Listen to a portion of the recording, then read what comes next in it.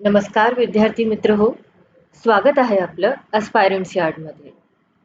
आजच्या व्हिडिओमध्ये आपण कव्हर करणार आहोत बालमानसशास्त्र व अध्यापनशास्त्र या विषयावर आधारित महत्त्वाचे टॉपिक्स.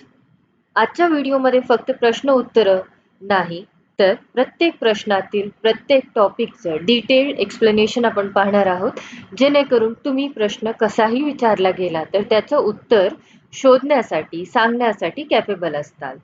तर अवघे परीक्षेला काहीच दिवस उरलेले आहेत.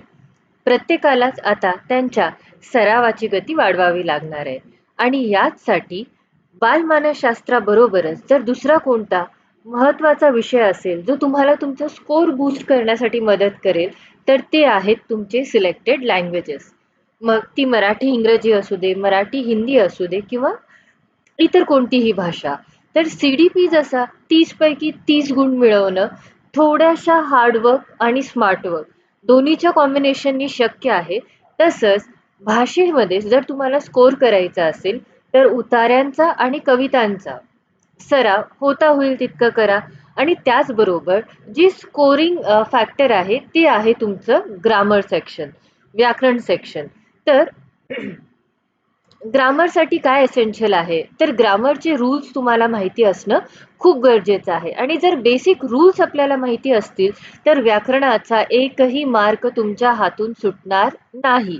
तर हेच मार्क्स तुमच्या हातात आणून देण्यासाठी तुम्हाला ते इझिली सॉल्व करायला पॉसिबल करण्यासाठी आपण बनवलं आहे मराठी, हिंदी आणि इंग्लिशसाठी एक स्पेशल असं चीट बुक, ज्याच्यामध्ये असतील नियमावली प्रत्येक भाषेचा. मग ती मराठी असो, हिंदी असो किंवा इंग्रजी, आपण प्रत्येक लँग्वेजसाठी एक स्पेसिफिक चीट बुक बनवला आहे, ज्याच्यामध्ये सर्व नियम तुम्हाला इझी भाषेमध्ये समजावले गेले आहेत, उदाहरणासहित आणि पाठ करायला किंवा तुम्हाला लक्षात ठेवण्यासाठी ट्रिक्सही मेन्शन केले गेले आहेत.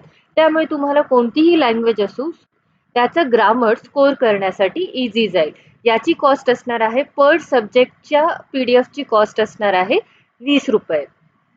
तर ज्यांना कोणाला ही चीट बुक ऑर्डर करायची आहे त्यांनी मला खाली दिलेल्या व्हॉट्सअप नंबरला मेसेज करायचा आहे.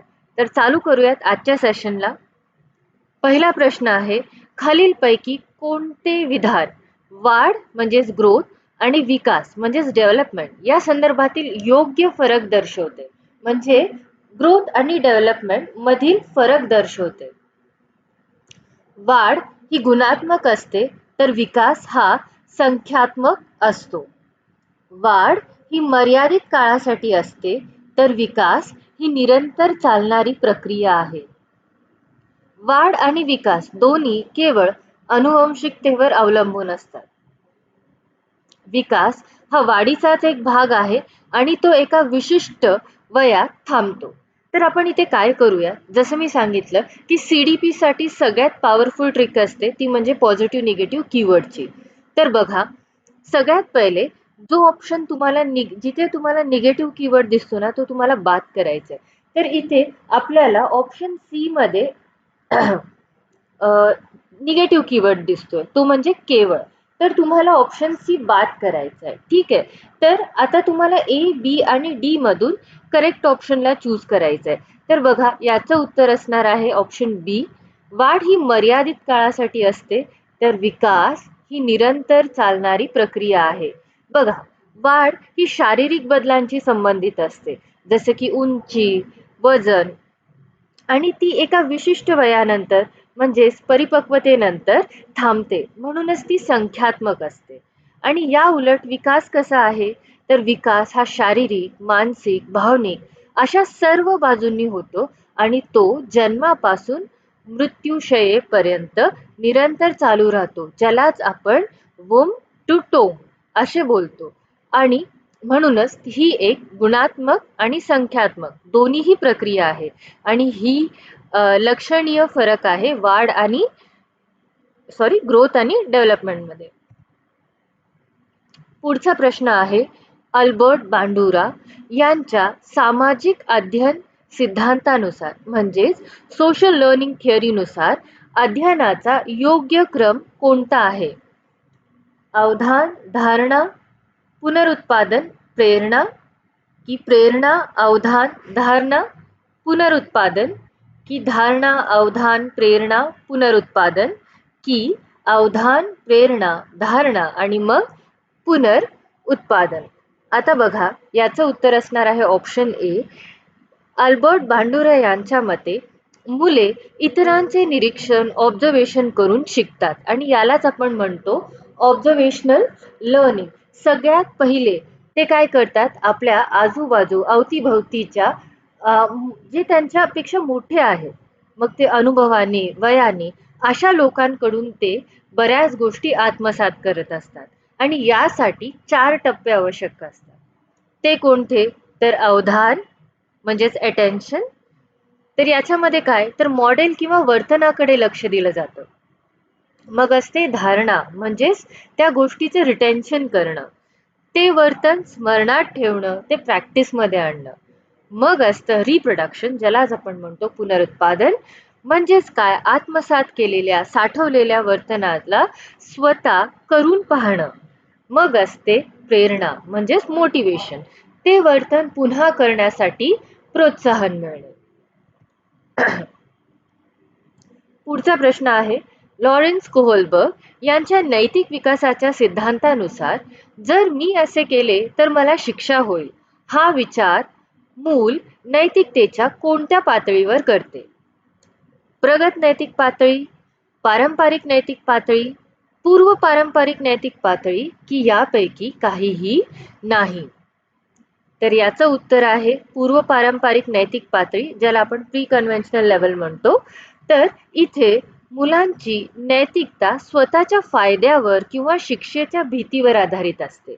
मी असं केलं, मी चांगला वागलो तर बाबा मला चॉकलेट देतील, टीचर मला शाबास म्हणतील, किंवा मी चुकीचं वागलं तर आई मला मारेल किंवा मला शिक्षक पनिश करतील.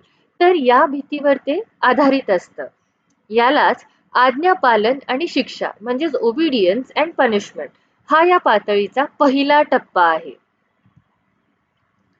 पुढचा प्रश्न, स्कॅफोल्डिंग म्हणजेच तात्पुरता आधार. स्कॅफोल्डिंगचा थोडक्यात अर्थ सांगायचा झाला तर तात्पुरता आधार जो थोड्या वेळाने काढून घेतला जातो.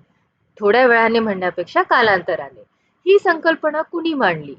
बी.एफ. स्किनर, जीन पियाजे, ले वयगोत्स्की, की जेरो ब्रुनर?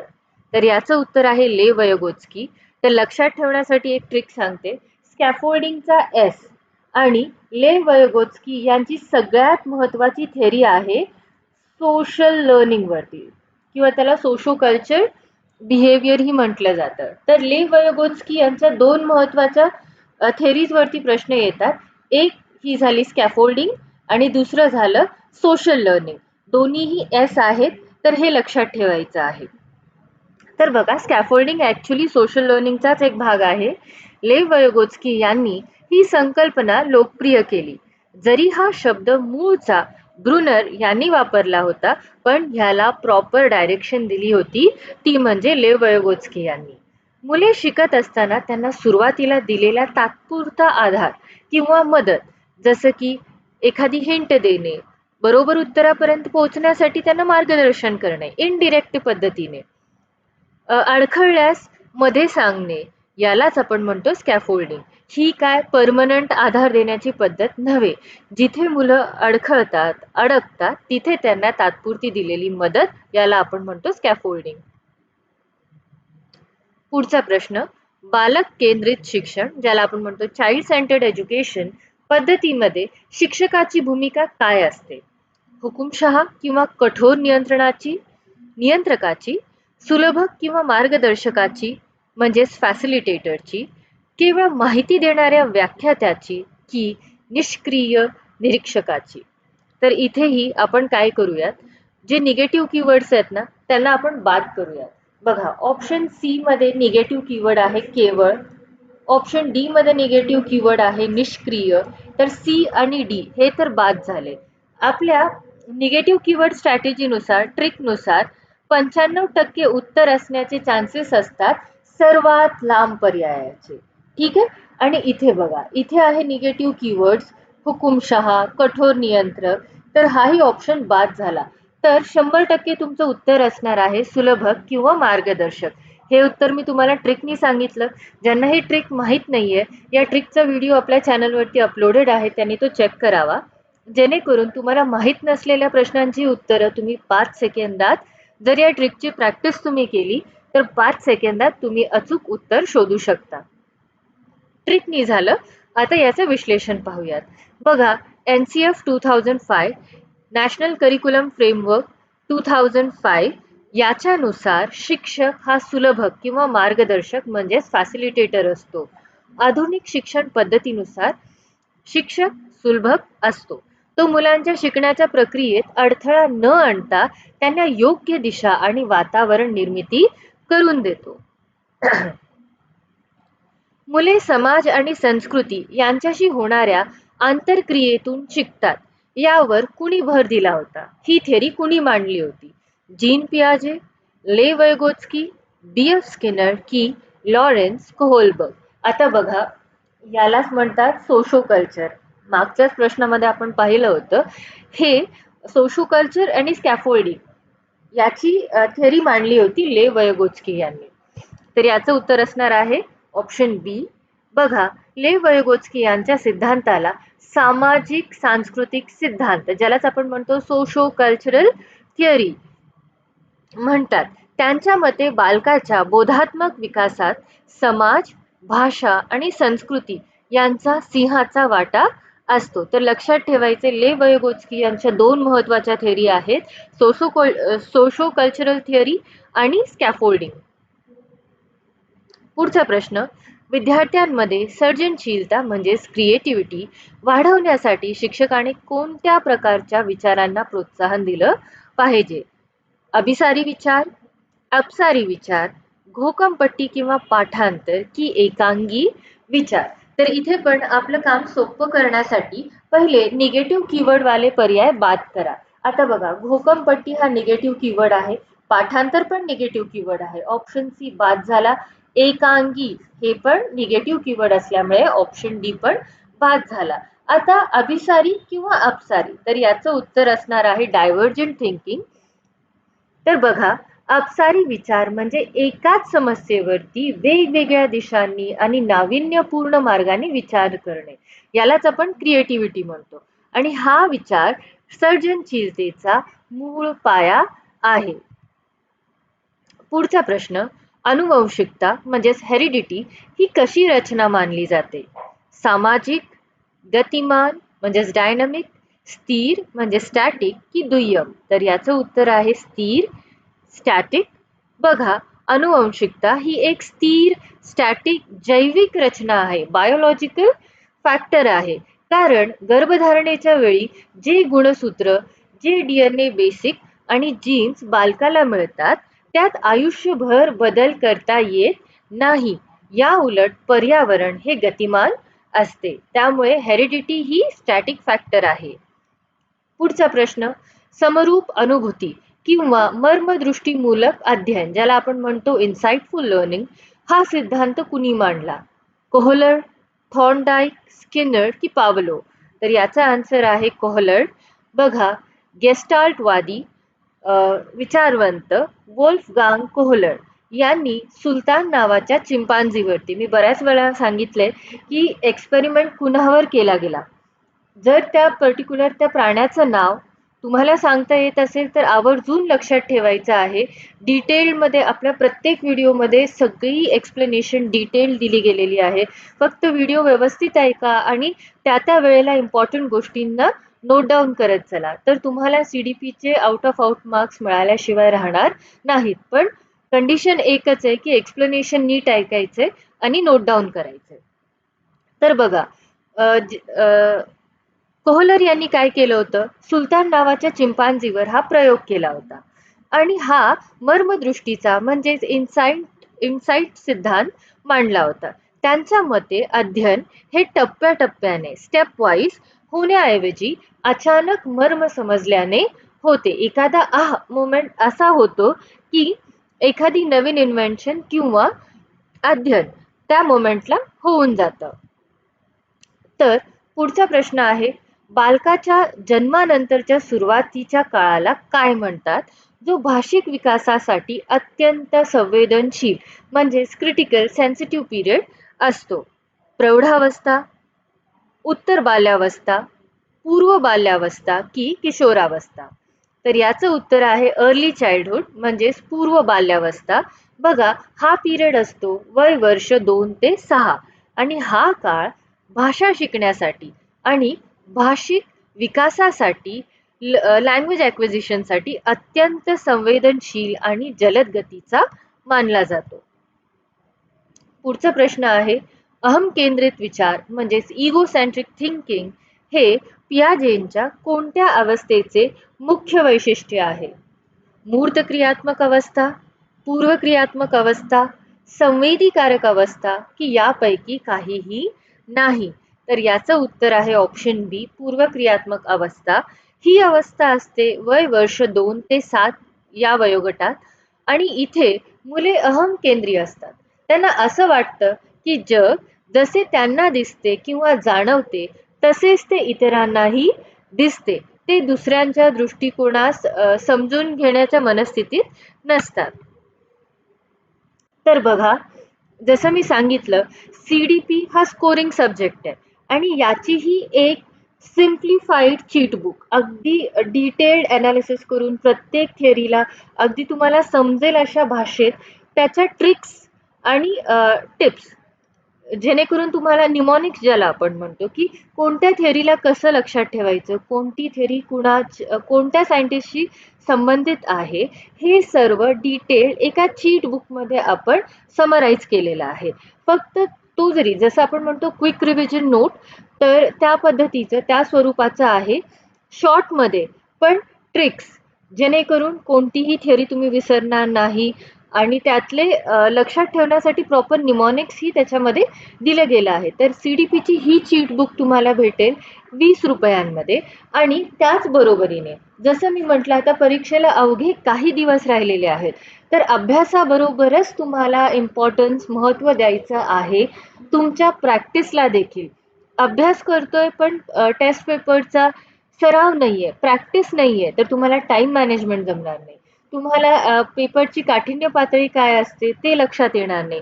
तुम्ही कोणत्या प्रश्नावर किती वेळ वाया घालवताय किंवा किती वेळ तुम्हाला जातोय हे तुमच्या लक्षात येणार नाही. तर प्रत्येकाने आता टेस्ट सिरीज सॉल्व्ह करायला स्टार्ट करायचं आहे आणि अशाच प्रॅक्टिससाठी एक 50 प्रश्नांचा संच, जो की अगदी डिटेल्ड PYQ ॲनालिसिसवर बनवला गेला आहे, असा आपण प्रिपेअर केलेला आहे CDP आणि सर्वच विषयांसाठी. मग ते भाषा असतील किंवा EVS, मॅथ्स असेल, सायन्स असेल, सोशल सायन्स असेल, प्रत्येक विषयासाठी आपण हा सराव संच बनवलेला आहे आणि प्रत्येक सेटची किंमत आहे 25 रुपीज. आता पर्टिक्युलरली जर मी CDPसाठी बोलेल, तर जसं आपण सुरुवातीला बघितलं, ग्रामरचे चीट बुक्स आहेत जे तुम्हाला ग्रामरचे सगळे रूल्स क्लिअर करतील.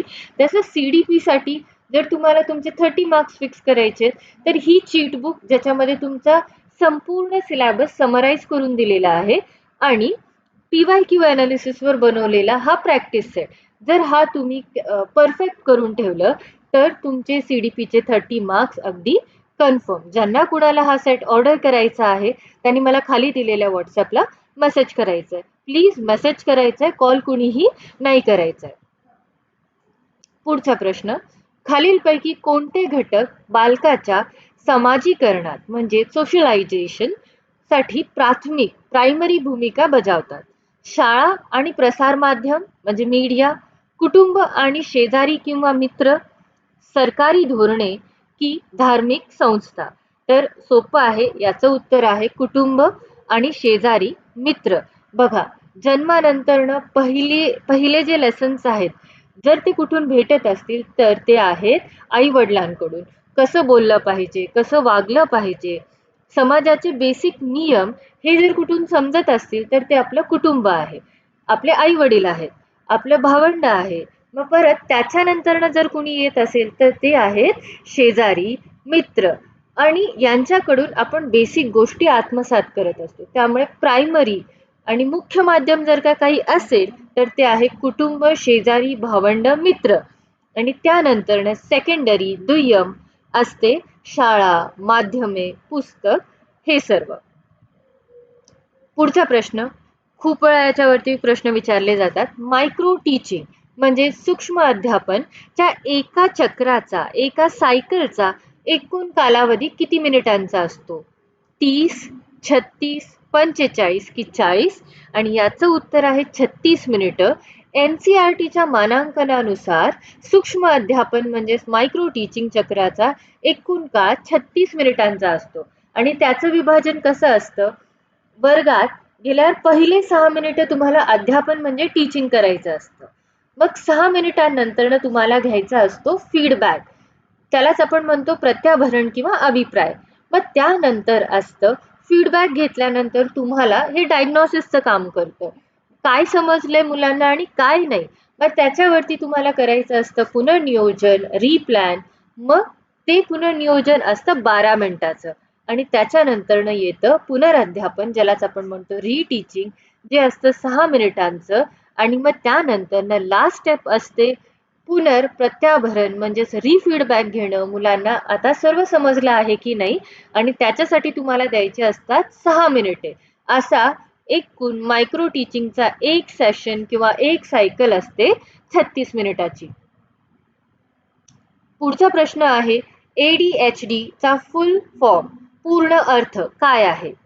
Attention deficit hyperactivity disorder, active deficit hyperactivity disorder, attention deficit hypo activity disorder की assessment of development and handicap disorder? तर याचं उत्तर आहे option A, attention deficit hyperactivity disorder. बघा, याचा मराठीत जर सोपा अर्थ सांगायचा झाला तर अवधान कमतरता आणि अतिचंचलता विकार या समस्येने ग्रस्त असलेली मुलं एका जागी स्थिर बसू शकत नाहीत आणि त्यांचे लक्ष वारंवार विचलित होते आणि त्यांच्यात संयमाचा अभाव असतो. पुढचा प्रश्न, RTE कायदा 2009, ज्याला आपण म्हणतो राईट टू इन्फॉर्मेशन ऍक्ट 2009 नुसार प्राथमिक आणि शाळेतील शिक्षकांसाठी प्रति आठवडा किमान किती तास कामाचे तास निश्चित केले आहेत? आता बघा, 40, 50, 45 की 35? सर्वांनाच हे माहीत असलं पाहिजे. याचं उत्तर आहे 45 तास. RTE नुसार एका शिक्षकाला एका आठवड्यात तयारीच्या तासांसह म्हणजे प्रिपरेटरी आवर्स इन्क्लूड करून किमान 45 तास काम करणं बंधनकारक आहे. पुढचा प्रश्न, जीन पियाजे यांच्या मते नवीन माहिती मिळाल्यानंतर जुन्या संकल्पनेत बदल करणे किंवा नवीन योजना तयार करणे या प्रक्रियाला काय म्हणतात? ॲसिम्युलेशन, समावेशन, समतोलन की आत्मीकरण? तर याचं उत्तर आहे संयोजन म्हणजे समावेशन किंवा ॲकोमोडेशन. बघा, जेव्हा मूल नवीन अनुभवांच्या आधारे आपल्या जुन्या ज्ञानात किंवा मानसिक रचनेत म्हणजे स्कीमाजमध्ये, त्याला इंग्लिश टर्म आहे स्कीमाज, बदल करतो किंवा नवीन स्कीमा तयार करतो, तेव्हा त्याला आपण ॲकोमोडेशन म्हणतो म्हणजेच संयोजन. आणि जुन्या माहितीत नवीन माहिती फक्त जोडलो तर त्याला आपण ॲसिम्युलेशन असं म्हणतो. पुढचा प्रश्न, कार्ल रॉजर्स आणि अब्राहम मॅस्लो हे कोणत्या मानसशास्त्रीय दृष्टिकोनाचे पुरस्कर्ते मानले जातात? वर्तनवाद म्हणजेच बिहेवियरिझम, मानवतावाद ह्युमॅनिझम, बौद्धवाद कॉग्निटिव्हिझम की रचनावाद म्हणजेच कन्स्ट्रक्टिव्हिझम? तर याचा आन्सर आहे मानवतावाद. मॅस्लो आणि रॉजर्स हे मानवतावादी मानसशास्त्राचे जनक मानले जातात. इम्पॉर्टंट पॉइंट आहे बघा, मॅस्लो आणि रॉजर्स हे मानवतावादी मानसशास्त्राचे जनक मानले जातात. त्यांनी मानवाच्या आत्म प्रत्यक्षीकरण, ज्यालाच आपण म्हणतो सेल्फ ॲक्च्युअलायझेशन, स्वातंत्र्य आणि वैयक्तिक वाढीवर भर दिला. मॅस्लो यांनी गरजांची श्रेणी रचना, हायरार्की ऑफ नीड्स, ही थिअरी मांडली होती. पुढचा प्रश्न, निदानात्मक चाचणी म्हणजेच डायग्नॉस्टिक टेस्ट घेण्याचा मुख्य उद्देश काय असतो? विद्यार्थ्यांची बुद्धिमत्ता मोजणे, विद्यार्थ्यांना श्रेणी किंवा म्हणजेच ग्रेड्स किंवा गुण देणे, अध्ययनादरम्यान विद्यार्थ्यांच्या येणाऱ्या अडचणी आणि उणिवा शोधणे की पालकांना प्रगती पुस्तक पाठवणे. तर याचा आन्सर आहे ऑप्शन सी, अध्ययनादरम्यान विद्यार्थ्यांच्या येणाऱ्या अडचणी आणि उणिवा शोधणे. तर बघा, डायग्नोसिस म्हणजे काय? जसं आपण डॉक्टरकडे गेलो तर एखाद्या आजाराचं निदान करण्यासाठी चाचणी केली जाते, ब्लड टेस्ट केली जाते. त्याच पद्धतीने ही डायग्नॉस्टिक टेस्ट असते, ज्याच्यामध्ये आपण विद्यार्थ्यांना अध्ययनादरम्यान येणाऱ्या अडचणी किंवा उणिवा या शोधून त्याच्यावरती रेमेडियल टीचिंग आपल्याला करायचे असते. यालाच आपण उपचारात्मक अध्यापन असं म्हणतो. पुढचा प्रश्न आहे, बालकाच्या विकासाचा शिरपदाभिमुख नियम काय सांगतो? विकास हा केंद्राकडून परिघाकडे जातो, विकास हा डोक्याकडून पायाकडे जातो, विकास हा सामान्यकडून विशिष्टाकडे जातो, की विकास हा पायाकडून डोक्याकडे जातो? तर याचं उत्तर आहे, विकास हा नेहमी डोक्याकडून पायाकडे जातो. बघा, या नियमानुसार बालकाचा शारीरिक विकास हा प्रथम डोक्याच्या भागापासून सुरू होतो आणि नंतर खालच्या भागांकडे म्हणजेच पायाकडे सरकतो. जन्मानंतर मूल आधी डोके सांभाळायला शिकतं आणि नंतर बसायला व चालायला शिकतं. तर हे लक्षात ठेवायचंय. आजच्या सिरीजचा शेवटचा प्रश्न, बहुबुद्धिमत्ता सिद्धांत म्हणजेच थिअरी ऑफ मल्टिपल इंटेलिजन्स कुणी मांडला? हार्वर्ड गार्डनर, अल्फ्रेड बीने, रॉबर्ट स्टर्नबर्ग, चार्ल्स पियरमन. तर याचं उत्तर आहे हार्वर्ड गार्डनर. यांच्या मते बघा, सर्वप्रथम हार्वर्ड गार्डनर यांनी 1983 मध्ये मांडलेल्या सिद्धांतानुसार बुद्धिमत्ता ही एकच नसून ती 8 ते 9 वेगवेगळ्या प्रकाराची असते. जसं की कुणाला गणिताची आवड असते, कुणाला संगीताची, कुणाला शारीरिक गतिविषयक, असं या इंटेलिजन्सला, बुद्धिमत्तेला 8 ते 9 वेगवेगळ्या प्रकारांमध्ये त्यांनी मोडलं होतं. आशा करते सर्वांनाच आजचं सेशन आवडलं असेल, समजलं असेल आणि सर्वच जण आता अभ्यासाबरोबर सरावालाही लागा. कारण प्रॅक्टिस शिवाय तुम्हाला तुमचे वीकनेस समजणार नाही आणि जोपर्यंत आपण कुठे मागे आहोत हे समजणार नाही, तोपर्यंत तुमच्या प्रॅक्टिसला, तुमच्या अभ्यासाला, सरावाला प्रॉपर दिशा मिळणार नाही. तर तुम्हाला अभ्यासाची प्रक्रिया सोपी करण्यासाठी भरपूर सारं स्टडी मटेरियल आपल्याकडे आहे. व्हिडिओ लेक्चर सोबत PDF तुम्हाला अवेलेबल केलेले आहेत. त्याचबरोबर यूट्यूबवरती शॉर्ट्स, यूट्यूब पोल्सच्या माध्यमातूनही तुमच्यासाठी सराव प्रश्न उपलब्ध केलेले आहेत. तर त्याचा लाभ घ्यायचा आहे आणि तुमच्या तयारीला एक प्रॉपर दिशा द्यायची आहे. TET बरोबरच इतर शिक्षक पात्रता परीक्षांसाठी जसं की CTET असेल, नेट सेट असेल, अशा अनेक कॉम्पिटिटिव्ह एक्झामच्या डेली अपडेटसाठी तुम्ही आमच्या इतर सोशल मीडिया प्लॅटफॉर्म जसं की फेसबुक आणि इंस्टाग्राम इथेही जॉईन होऊ शकता, जेणेकरून तुम्हाला डेली अपडेट्स भेटत जातील.